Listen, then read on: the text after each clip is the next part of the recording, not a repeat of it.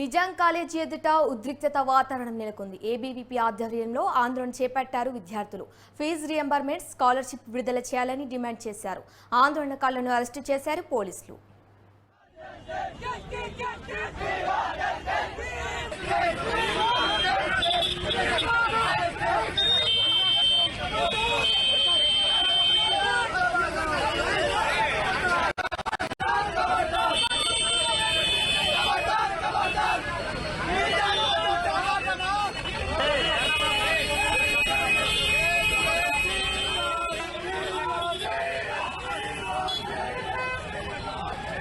తెలంగాణ రాష్ట్రంలో అన్ని వర్గాలకి ఈరోజు సంక్షేమ పథకాల పేరు మీద పుస్తకాలను వేసుకునే తప్ప విద్యార్థులకి రావాల్సినటువంటి స్కాలర్షిప్ ని ఇవ్వడం లేదు.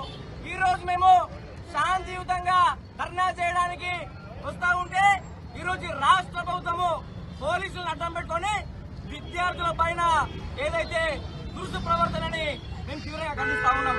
అయ్యా రేవంత్ అన్న, మేము ఏమడిగినాము? పెండింగ్ లో ఉన్నటువంటి 5,300 కోట్ల స్కాలర్షిప్లని విడుదల చేయమని అడిగినాము. ఈ రోజు నువ్వు ఉచితాల పేరు మీద మహిళలకు ఫ్రీ బస్ అంటున్నావు, 200 యూనిట్ల ఫ్రీ కరెంట్ అంటున్నావు. మేమేమడుగుతున్నాము? మేము స్కాలర్షిప్ అడుగుతా ఉన్నాము. మేము మధ్యతరగతి కుటుంబాలు చూసిన మేమందరం కూడా స్కాలర్షిప్ల పైన చదువుకుంటా ఉన్నాము. ఈరోజు స్కాలర్షిప్ రాకపోవడం వల్ల మా విద్య అంతా కూడా ఆగిపోతా ఉంది. మేము చదువుకున్న సర్టిఫికెట్లన్నీ కాలేజు బీరువాలో మగ్గుతా ఉన్నాయి. మేము చదువుకున్న చదువుకి ఈరోజు ఎలాంటి గుర్తింపు లేకుండా ఉంది. మేము ఒకటే డిమాండ్ చేస్తా ఉన్నాం. రేవంత్ అన్న, నువ్వు ఏదైతే విద్యార్థులు ఓట్లు వేసుకొని గెలిచినావు, ఈరోజు ఆ విద్యార్థులు గాలిలో వేసి ప్రజలకి ఉచితాల పేరు మీద మభ్య పెడతా ఉన్నావు. ఖబర్దార్ రేవంత్ రెడ్డి, నువ్వు కనుక స్కాలర్షిప్ రిలీజ్ చేయలేదనుకో నీ యొక్క ప్రజాభవన్కి ఎట్లా బద్దలు కొడతాం. తెలంగాణ రాష్ట్రం